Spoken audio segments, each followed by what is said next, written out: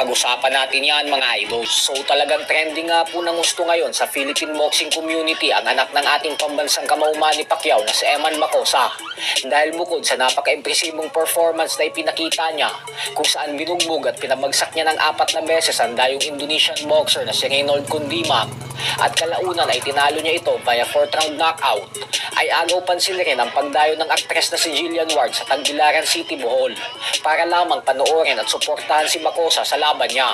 Makikita natin sa video na ito na bago ng laban ay pinagdarasal niya pa si Makosa hanggang sa tuluyan pa siya nitong sinamahan sa ring walk.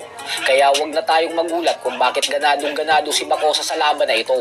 Sino ba naman kasi ang hindi gaganahan kung may ganitong klaseng babae ang nakatitig at nakasuporta sa'yo? Ganyan yung mga tipo ng laban na hindi pa nag-uumpisa pero alam mong panalo ka na kaagad. Kaya naman kakaibang Makosa talaga yung nakita natin sa bakbakan kagabi. Nagmalabis mode kasi ito. Kitang-kita rin sa reaksyon ni Jillian Ward habang nanonood ng laban na sigaw ito ng sigaw, kaya ang lalakas talaga ng mga binabatong suntok ni Makosa.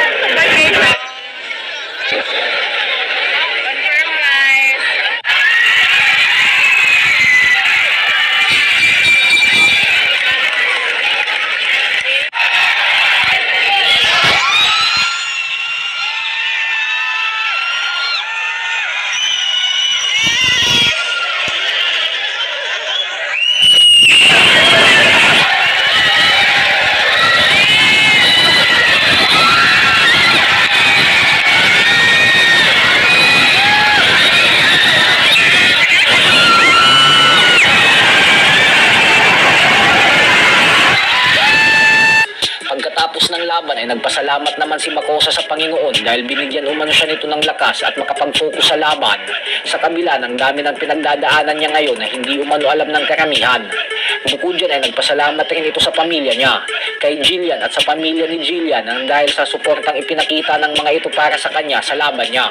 Aminado rin si Makosa na sobrang inspirado umano siya sa laban na ito nang dahil kay Jillian at na magsisinungaling naman daw siya kung sasabihin niyang hindi. At sa bandang huli ay nagbigay rin ito ng mensahe sa kapatid niyang si Jimwell Pacquiao. Ayon kay Makosa ay sana umano ay gabayan at protektahan si Jimwell ng Panginoon sa pagbuboksing nito at na wag daw itong magpapadala sa mga sinasabi ng iba. Para